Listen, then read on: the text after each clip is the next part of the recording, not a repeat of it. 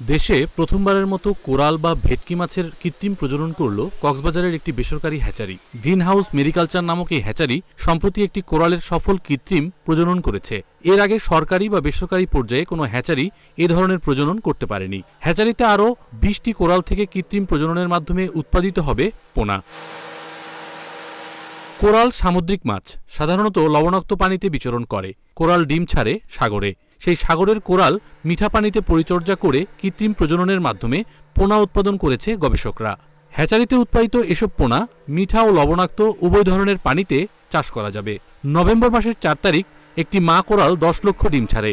এর মধ্য থেকে বর্তমানে 5 লক্ষ পোনা অত্যন্ত সতর্কতার সাথে হ্যাচারিতেই পরিচর্যা করা হচ্ছে। গবেষকরা জানান, সমুদ্র থেকে নিয়ে আসা এসব কোরালকে 1 বছরের বেশি সময় ধরে পরিচর্যার মাধ্যমে ডিম দেওয়ার উপযোগী করা হয়েছে। আমরা প্রথমে এই ব্রুডগুলা সাগর থেকে বা প্রজেক্ট থেকে 2 জায়গা থেকে আমরা এই ব্রুডগুলা সংগ্রহ করছি। সংগ্রহ করার পর ওদের আমরা দেখছি কোনো ইনফেকশন বা প্যাথোজেনিক কোনো সমস্যা আছে কিনা। যখন এই প্যাথোজেনিক বা ইনফেকশনের কোনো সমস্যা নাই, তখন আমরা আমাদের কোয়ারেন্টাইন সেকশনে রাখছি। কোয়ারেন্টাইন সেকশনে রাখার পর মাদার সেকশনে রাখছি। মাদার সেকশনে আমরা লাইভ ফিশ, লাইভ শ্রিম্প এগুলোতে প্রথমে অভ্যস্ত করাইছি।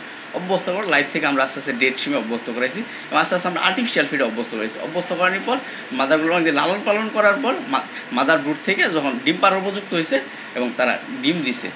দেশে কোরালের চাহিদা বেশি, সেই সাথে বিভিন্ন ঘেরের চাষিদের কথা মাথায় রেখে হ্যাচারিতে কোরালের কৃত্রিম প্রজননের আগ্রহ করেছেন গ্রিন মেরিকালচার নামক এই হ্যাচারি।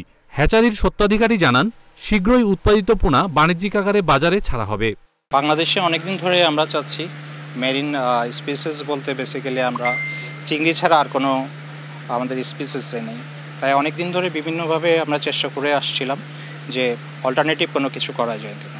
বাংলাদেশে কোরালের চাহিদা অনেক, চাষিদের ডিমান্ড এবং সাপ্লাই কম হওয়াতে আমরা এই উদ্যোগটা নেওয়ার জন্য এসেছিলাম। গত 3 বছর ধরে আমরা এটার পিছে কাজ করে যাচ্ছি এবং আল্লাহর রহমতে এবং সবার ইয়েতে গত 4 নভেম্বর আমরা সাকসেসফুলি কৃত্রিমভাবে এটার প্রজনন করতে সম্ভব হয়েছে। কোরাল মাছের পোনা উৎপাদনের এই গবেষণার জন্য অর্থ সহায়তা দিয়েছে সরকার। মৎস্য অধিদপ্তর এ কাজে সব ধরনের কারিগরি সহায়তা দিচ্ছে বলে জানান জেলা মৎস্য কর্মকর্তা। নার্সিং এর মাধ্যমে এটা ভেটকির পোনাটা উৎপাদন করতে হবে। এর পাশাপাশি আমাদেরকে আরও কয়েকটি ট্রায়ালের মাধ্যমে টেকনোলজিটাকে সাস্টেইন করতে হবে। আমরা যখন টেকনোলজিটাকে সাস্টেইন করতে পারবো, তখন এটা প্রাইভেট সেক্টরে এটা হস্তান্তর হয়ে যাবে। টেকনোলজি হয়ে গেলে আরও দেখবেন যে ভেটকি হ্যাচারি তখন তৈরি হবে।